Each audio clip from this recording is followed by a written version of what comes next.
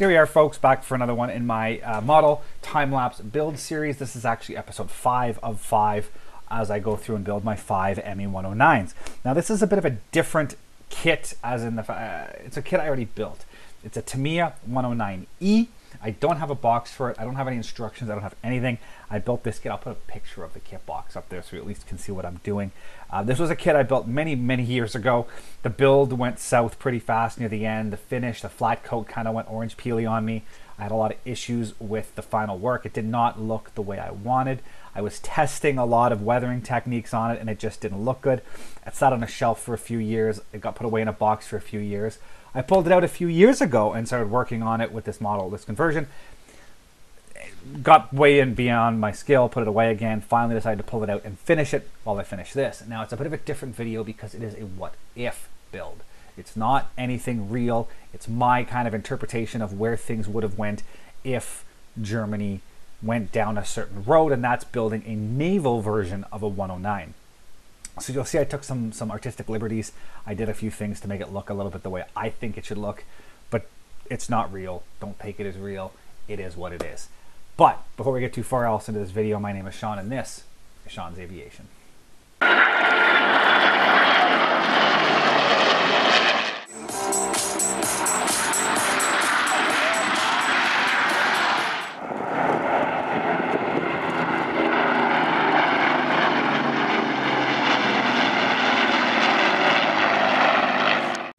So just before we get too far into this, I do want to say thank you to everybody who is out there watching this video. If you like what you're seeing and you haven't done it yet, down below, like, subscribe. Hit that notification bell if you would like to get notified of when I have new videos come out.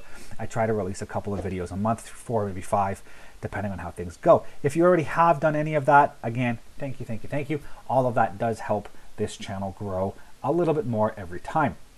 Now, if there's any of you out there who would like to help and support this channel on a bit more concrete manner, possibly in the financial way, you can head down below. There's a link. It takes you over to my account. You can buy me a coffee. I always have a coffee on the go. So you can help me out that. Every little bit helps just offset some of the costs I have and allows me to get some bigger and better content out for everybody out there to see all of this that I enjoy.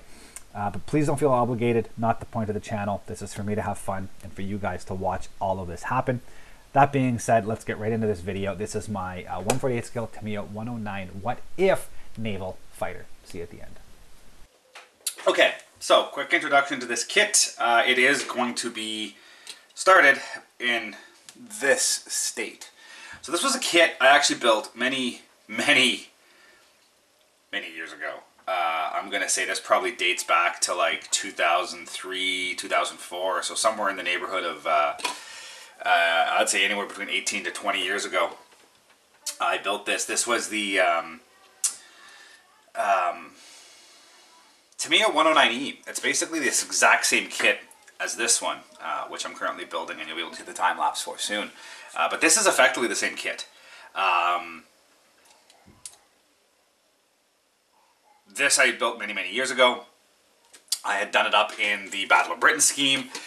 It sat on my shelf for years. Eventually, I realized that the level of skill that I had when I built this just wasn't up to par with where my other kits were, and I had decided to redo it. And in the process, as I had other kits, I decided to go with a different plan. So I actually went ahead and ripped it apart, and I'm doing this up as a potential what-if naval. Yeah, so I went to go ahead and redo this and realized that basically the rebuilding of this wasn't going to be the best.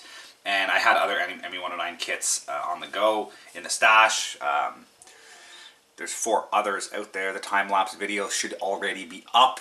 If they are, I'll link in the top corner. One of the corners. I'll link to the corner to the builds for the other ones. So this one I had decided to do kind of a what-if naval fighter, sort of if Germany did end up getting an aircraft carrier, you know, what 109 would they have used? And kind of the idea I had was, you know, it was going to be, they needed the latest, you know, Gs and all that kind of stuff for the defense of the Reich against the American bombers, the 8th Air Force. You know what I mean? The high-tech fighters, the 190s, the 109Gs, all of those really, really good fighters were needed by the Luftwaffe to help stave off the Allied bombing campaign. And especially as we approached D-Day, they needed those aircraft to fight off the invasion. So what was the Navy going to get? Well, the Navy ended up getting rebuilt early model 109Es. And it was just a matter of doing some modifications to strengthen the airframe to allow it to fly off of an aircraft carrier.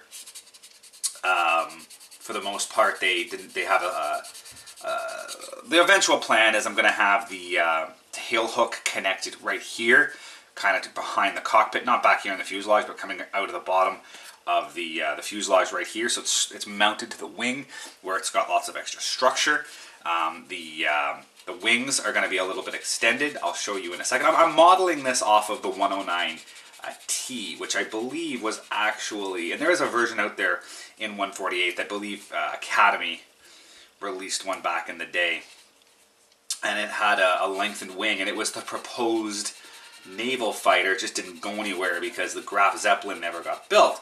In my alternate timeline, not only, I'm going to say the aircraft carrier still never got built, but the design of the naval version of the 109 got a little bit farther ahead than we actually saw in reality. So while I'm not going crazy and saying, oh, you know, yeah, this is my alternate reality, well, Germany had an aircraft carrier and blah, blah, blah, blah, because, you know, that's pushing kind of where the German military could have really got a little far. But just in terms of saying, hey, no, they actually did build a prototype naval 109, and it just didn't go anywhere. So it's not quite as far-fetched as some of those, like, you know, Luftwaffe 46 or Luft 46 ideas that are out there with all the crazy, you know, nonsense weapons and stuff like that. I mean, to each their own. I just don't. I like to ground my what-if builds a little more in reality than absolute craziness. So that's kind of where I'm going with this.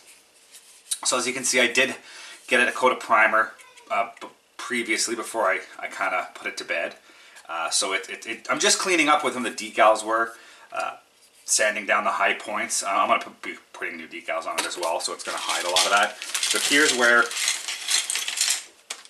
I stand. So I have two options for wheels, and I just don't know which one I'm going to go with yet. I have actual 109 wheels.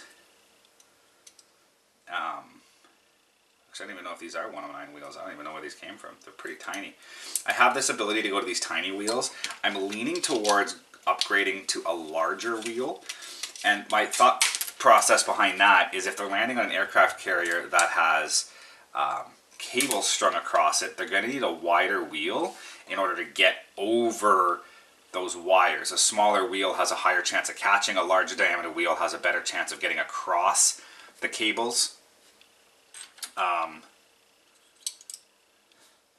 So I'm leaning towards going to a wider diameter wheel. I'm not going to put gear doors on it because gear doors have the ability of getting bound up in the cables if that ever happened. The tail wheel I've mounted on a different angle, so it looks like it's mounted a different way and gives it a bit more height off the tail so that the tail hook has a place to bite. I'm going to mount the drop tank. I'm going to drop the drop tank mount on the bottom so it had a place to carry drop tanks, and then flaps are going to stay standard. Prop is literally the standard prop that used to be on it before. I just got to clean it up a little bit and paint it up in some cool color. I'm not sure yet how that's going to go. The wings, they've since broken off since I've initially mounted them. I got to go through and mount them again. I've extended the wings. I don't even know what I used to mount that before. But anyways, so there you go, how it's going to have an extended wing. And then I'm actually going to mount it with the wings folded. I just got to build a bit of a wing fold structure, but that's how it's going to look. The wings folded. Cockpit's going to be closed because the detail in there is a little hidden. But yeah, so the wings are going to be folded. I got to clean up these. Actually, just going to glue this together now while I'm talking. The wings are going to be folded.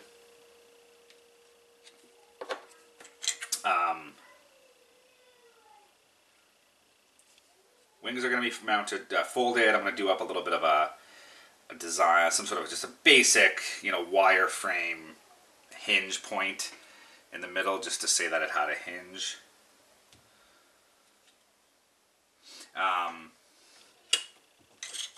And then paint scheme, I'm not entirely sure what I'm going to do right now. I'm thinking of just doing a base kind of German scheme, kind of a gray on gray late war scheme. But I'm going to squiggle,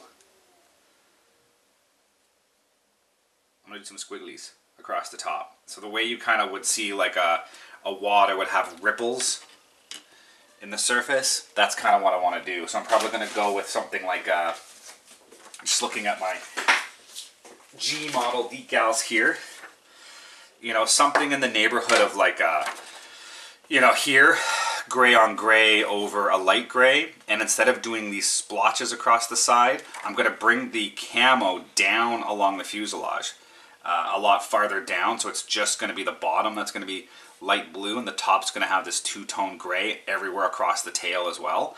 And then I'm going to take the light gray over the top and squiggly it, so it looks like ripples in the waves. That's kind of my vision. We'll see how it turns out. But yeah, gray on gray, angled camo all the way down to the bottom, just the light gray on just the belly, and then I'm going to bring this light gray up and just squiggle it everywhere. And it's going to be more like circles, little squiggly circles. So I'm going to use my putty and putty a bunch of little putty blobs and make sure that the space between it is more or less an equal width everywhere. And then I'm just going to hit it with that light gray and allow it to show the squiggles.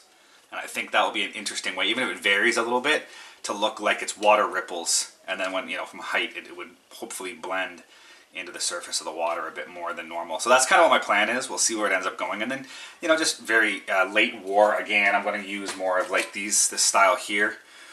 Just the white angled, the white, you know, with the black, just very low profile white markings on it.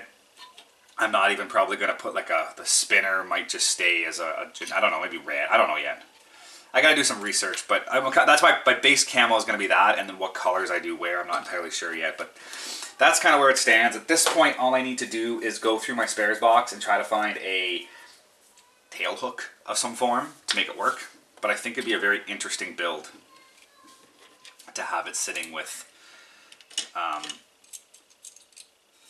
sitting on the landing gear, tail hook down with the wings folded. So that's kind of my vision. And then the extra wing basically just allows it to take off quicker, right? It has a lot of wingspan, more lift. It needs less speed to get airborne off the aircraft carrier. And I know it would make for a worse dogfighter, but for the most part, this was designed, you know, not to fight off fighters, but to fight off, you know, torpedo bombers or whatever. So it didn't need to be crazy maneuverable. It was more of just something better is better than nothing at this point of the war. So that is that. So going forward, for the most part, I'm not going to talk again in this build until we get till after paint. It's basically primed. I'm at almost the same point as the other kits. So at this point, I just need to go through and do some final sanding, as I'm just doing now, getting these wings blended together, cleaning this paint off of these. Looks like I started to cut the flaps and then I changed my mind. And that being said, I think the way I'm going to mount these is I'm going to have the flaps stay like this and say that the flap just overhangs. And this wing would fold up and would keep the flap hanging out, just for simplicity's sake. It was much easier for them in the rush of making this kit to have, no, you know what, I changed my mind already. I am going to cut the flaps. I'm going to put half the flap on the upper part and half the flap on the lower part. You just had to make it so that the flaps had to be retracted, and as soon as the flaps were retracted, then you could fold the flap, and once you drop the flap, it lined up the mechanisms, and then the two of them would work together. So that's all I'll do. Yeah, sure. Hey, look at that, making it up on the fly. So I'm going to have to continue to cut the flaps along the wing fold line. And we'll go from there. Something like that. And then on this side, we're looking at something like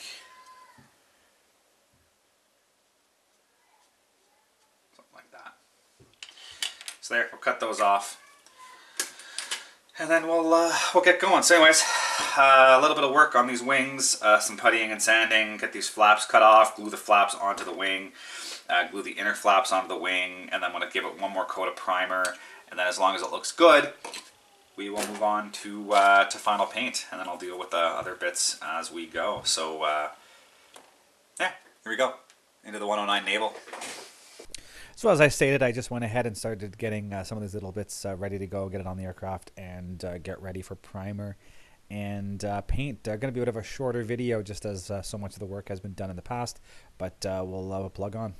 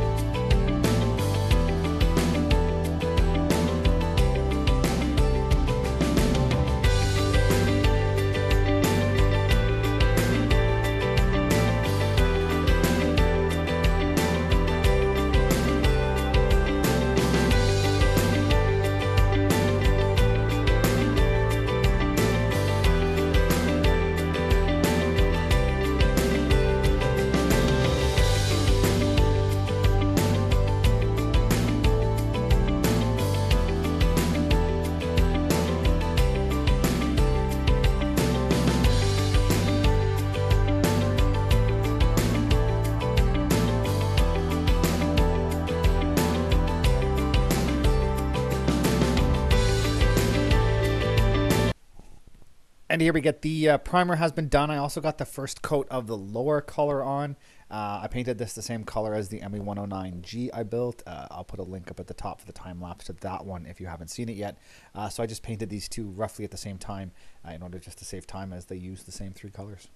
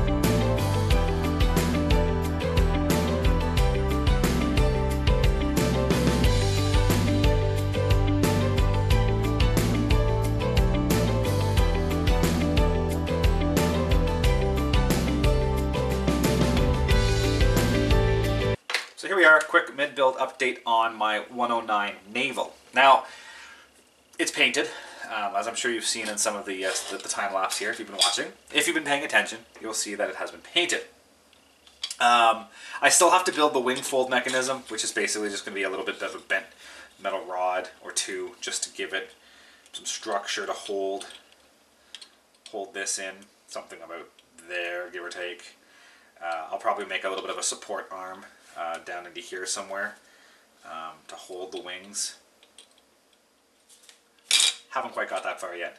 The color scheme, I've been bouncing back and forth. I initially wasn't sure what I wanted to do. I ended up mimicking the late war gray color scheme that you see on the 109G.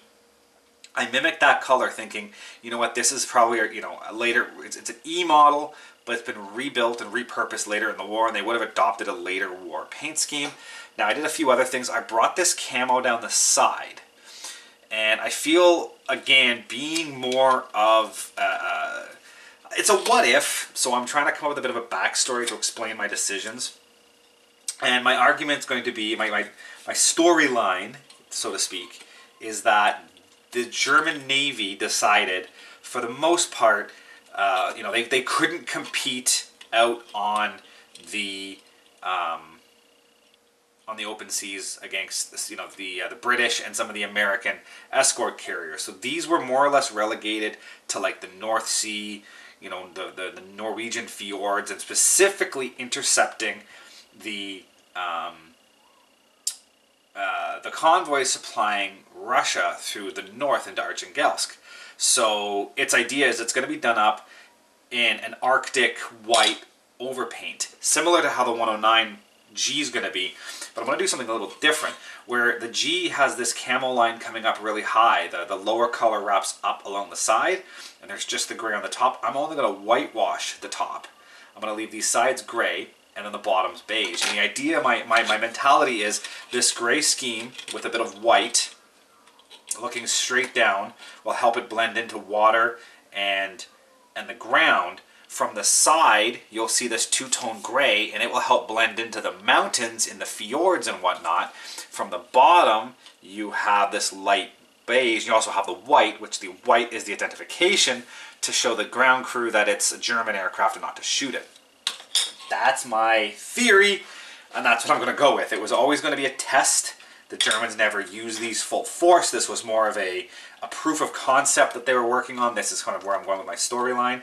You know, they were doing a proof of concept to show that they could use a naval 109. They could, you know, operate off of carriers, and this was sort of an Arctic scheme they had decided to try out. And, you know, because the program never actually went anywhere, it was no way of knowing whether it would work or not. So I'm taking some artistic liberties here, but I'm allowed to do that because it's my party. So that's my plan. At this point, I'm going to gloss coat. I'm going to do some decals. I have the rest of the German decals that I'm using for the Dora, the G6, I should say. And I don't know which markings I'm using. I'm thinking I'm just going to use these white crosses, the simple white crosses, and then I'm gonna do some. I'm not gonna do full blown whitewash. I'm gonna do like whitewash streaks, something. I'll see. I have a plan. I gotta see what works. Luckily, it's gonna be water based paint, so I can rub it off if I don't like it.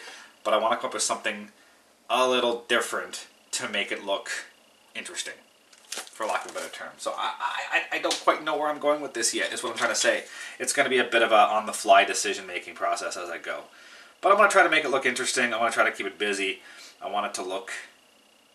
And the other side is going to be a training aircraft, so I'm going to dirty it up a little bit, make it look like it was used and abused. I still have to come up with a carrier hook, so I got some work left to do on that. But anyways, that's the status on that. So stay tuned. Hopefully I have my decisions figured out as I move forward, and you guys will get to see what I'm doing. So on that note, like I said, stay tuned, and we'll see some more progress on this.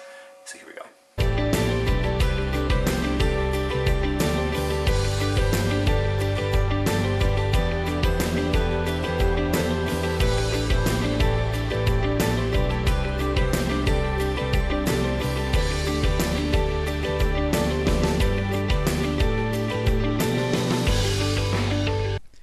And just before I have the decaling, I do apply the gloss coat. It's just simply Future floor polish. It was then known as Pledge with Future Shine. I'm not entirely sure what it's called now. It's changed names a few times. I do have a link to my, it's up top here if you need it, link to my tips and tricks video on how I do decaling if you do want to see the process in a little bit more depth. But yeah, I used a mix and match of decals from a few different kits. Everything went down super smooth and easy. No issues at all with the decals.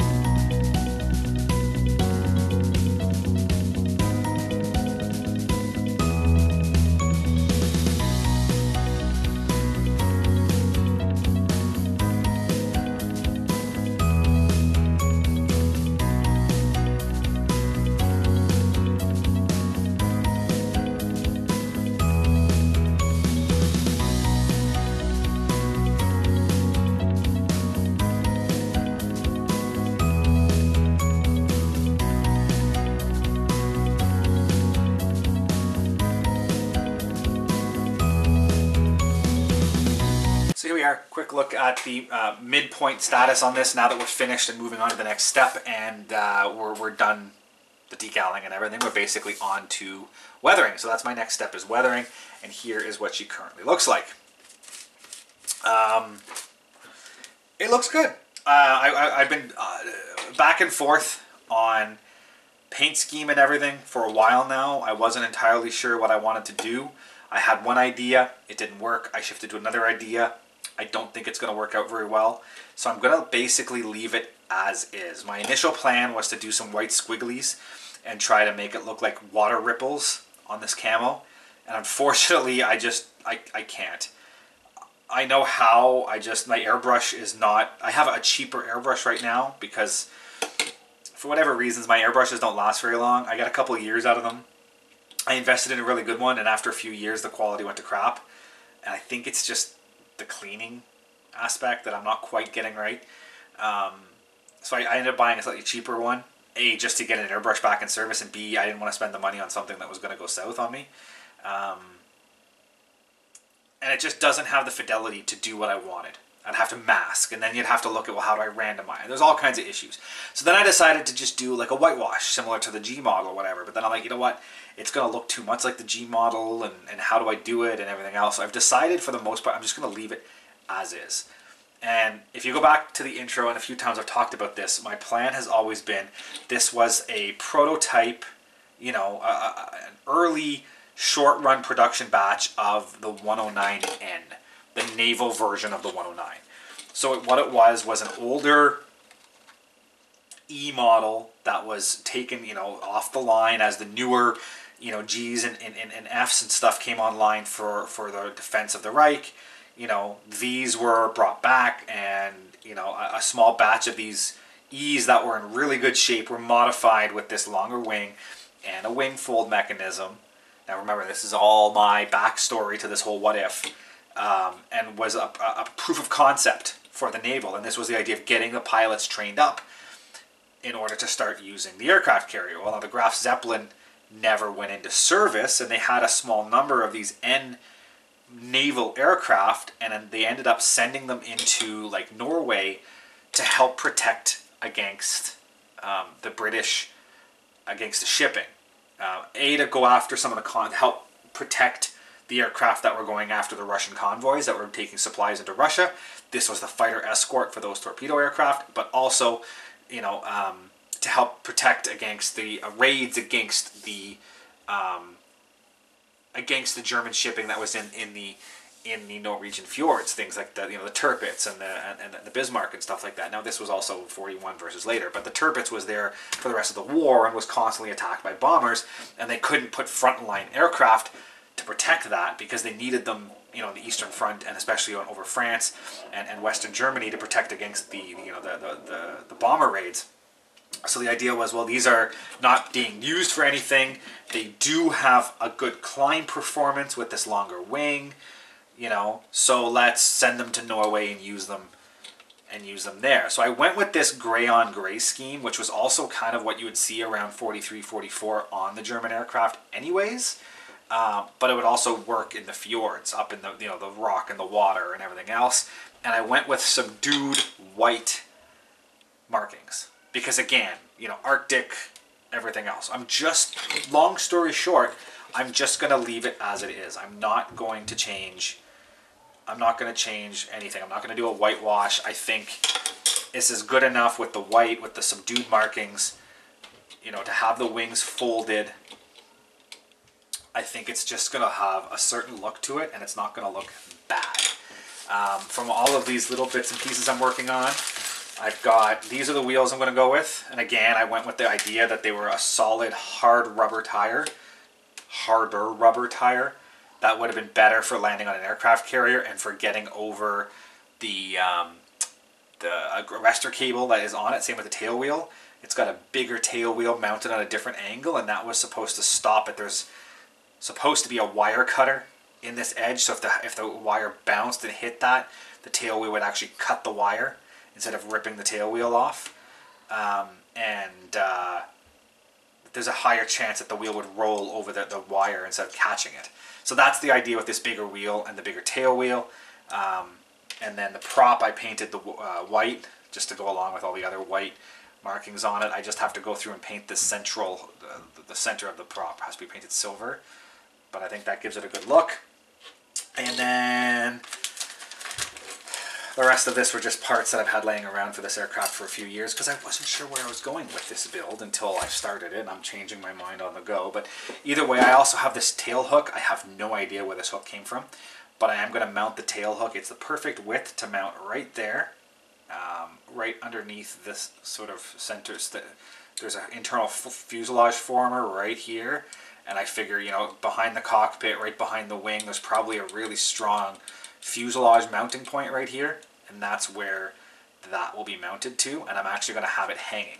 So it's going to be hanging, touching the ground, as you know, it would look with the hook hanging down. So that's where I am with this. So at this point, I mean, just like the other kits, I'm going to do a simple black wash on it, and then some exhaust staining, and then other than that, it's just going to be flat coat and start assembling all of these little bits and pieces that need to go on it. I'm probably going to put a drop tank on it. I have a bunch from all the other kits. I'm going to put a drop tank on it, probably paint the drop tank just bare aluminum and mount it. But other than that, there's, you know, it's there. I'm happy with it. It's going to look cool. Being a what if, I think it's going to look really cool sitting on the shelf mixed in with everything else. People, you know, if people who know what they're looking at are going to ask about it, I can say, oh yeah, it's my what if German Navy Kriegsmarine fighter. So yeah, I think it's going to look good. That's the status, so stay tuned. We'll get the weathering done. We'll get the final stages done, and you guys can see this thing finished.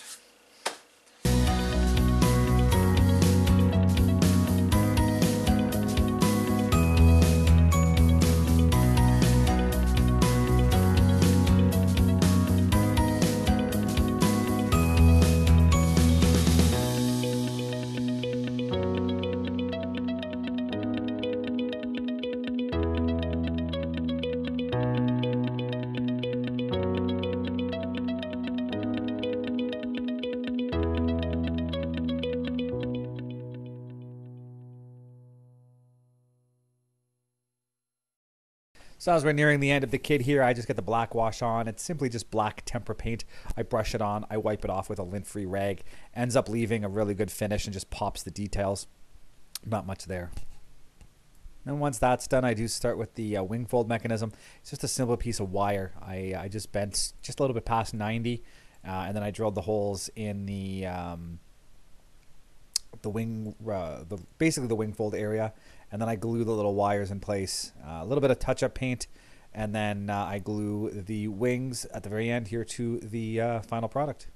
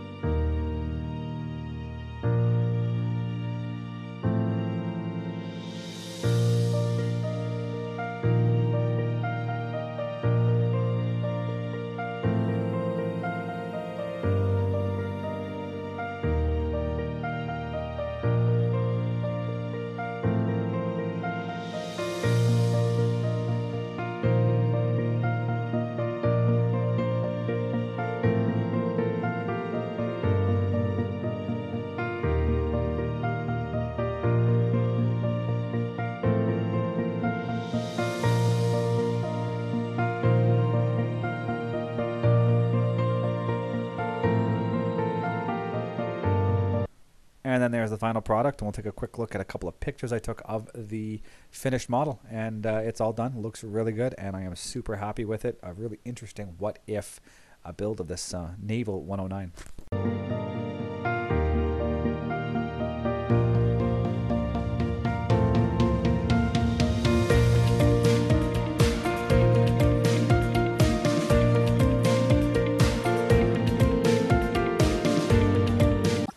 Thank you for watching, guys, and as always, if you are interested in any of the content you see, you can access my website at www.seans-aviation.com.